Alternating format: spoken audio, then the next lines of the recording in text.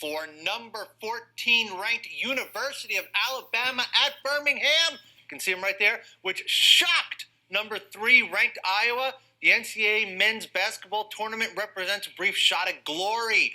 For major programs like Kentucky and Duke, represents a lot more. Sam Caucci is CEO of Sales Huddle Group. He is here to talk about the real power of college basketball. Sam, how are you? Great. Yourself? It's interesting. I was wondering about that as I read that script, which I admittedly wrote. Something like the tournament for a team like UAB, which, who knew who UAB was before yesterday afternoon? Is this bigger for them, or is it bigger for a program like Kentucky and Duke, a real sort of national powerhouse? Who gets more out of this? I think it's huge for programs like UAB. Yeah. I mean, the financial impact to the Cinderella stories is tremendous on many levels. I mean, you're talking about fundraising, you're talking about licensing deals that maybe weren't initially on the table. Guys like UAB who got Under Armour back with the football program, won a few bowl games, could be a tremendous impact. Not to mention, you've got these university programs who never saw ticketing and ticket sales as real revenue generators to their program. They're going to see those types of revenue streams pour in after big March Madness turnouts. Now, we've talked about here at the WSJ, and everyone talks about this, whether the players should be paid, and that's an issue. But what we want to focus on with you is more the issue of what this represents for the colleges. And you talk about this becomes political capital that they gain from this. Totally. I mean, you're going to have new buildings popping up across campuses if Georgia State keeps winning, right? So from fundraising, we talked about like licensing deals. These schools are going to see medium dollars pour in.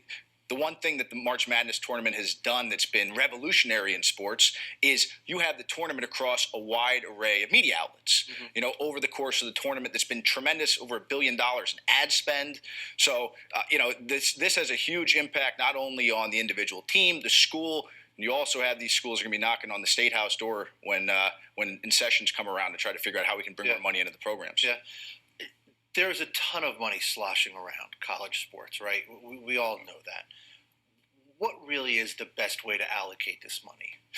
It's a great question. I mean, you're going to see a lot of this money is definitely going to go pouring back into all of the athletic programs within the university. Definitely a percentage is going to be shared across the university in different ways. But you have 36 plus college basketball coaches in the millions and what they're making. You got the average player in the NCAA tournament is worth over $250,000 to that program.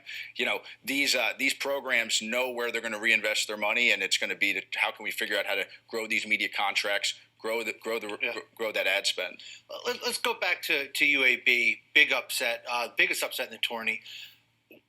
Could they plan on something like that? I mean, you don't know what's going to happen with the game, but do you think that they were ready to go with whatever sort of maximizing plans they had in case they won? Or is this something that they are totally shocked about and they're not really ready for it? Unfortunately, it's totally reactive. There's a large number of sports marketing firms who are waiting, watching the tournament right now, like 3 out of the other 10 Americans watching from work, waiting to see who the Cinderella story is going to be, because you have outsourced ticket sales that's happening more and more inside of university programs.